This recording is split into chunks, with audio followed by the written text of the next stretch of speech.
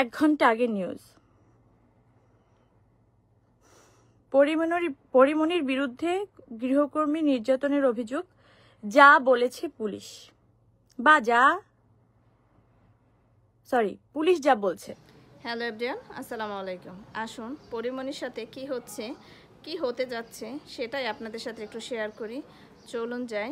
পরিমণি কি করতেছে, ইভেন তার নামে আবার দ্বিতীয়বার কেন থানায় মামলা হলো, সে কি আসলে থানার মামলার আসামি? পুলিশ যা বলছে সেটা কিন্তু কোনো বলা বলি নেই। পুলিশ বলছে ওই 1 লাইন নিচে 1 লাইন দিয়ে দিল, কিন্তু পুরো নিউজের মধ্যে দেখবেন ওই মেয়েকে কি বলেছে, পুরো ডেসক্রিপশনে ওই মেয়ের পুরো বক্তব্য এমনভাবে ফলাও করে প্রচার করা হলো যাতে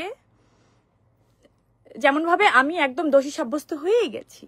তো এই মিডিয়া ট্রায়াল কবে বন্ধ হবে বা কেন হচ্ছে?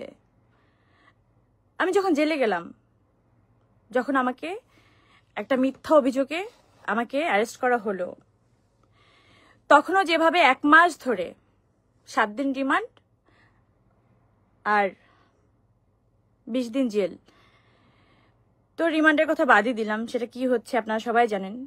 এই 27 দিন ধরে অন্য কোনো নিউজের কি কোনো বালাই ছিল? অন্য কোনো নিউজের কোনো কাটতে ছিল না, শুধু আমার এই নিউজটা। আজকে পরিমণি কি খেলেন, কোথায় ঘুমালেন, কম্বল দেওয়া হলো কিনা, তাকে কোন থালায় খাবার দেওয়া হলো, মানে এত নোংরাভাবে নিউজগুলো ফলাও করা হচ্ছিল যাতে সাধারণ আমজনতা, সাধারণ পাবলিকের মধ্যে একটা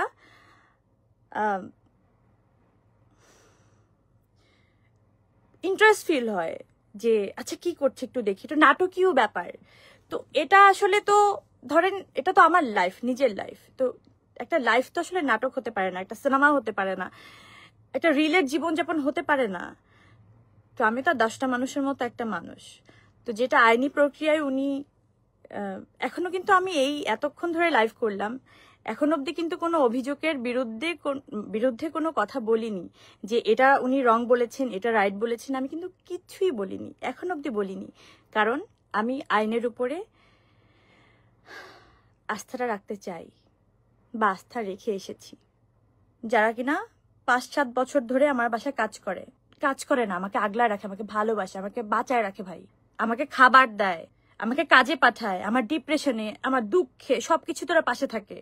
তো যাকে স্টাফ বলবেন, গৃহকর্মী বলবেন, বা জীবনের ওই মানুষটাকে বলবেন, ওই মানুষটার হিসেবে প্রাধান্য দিবেন, তাকে একটু হিসাব করে বলেন, দিন হিসাব করে বলেন। এত সহজ না কেউ কারো জীবনে এসে কারো জীবন নিয়ে নেয়া। ভালো থাকেন।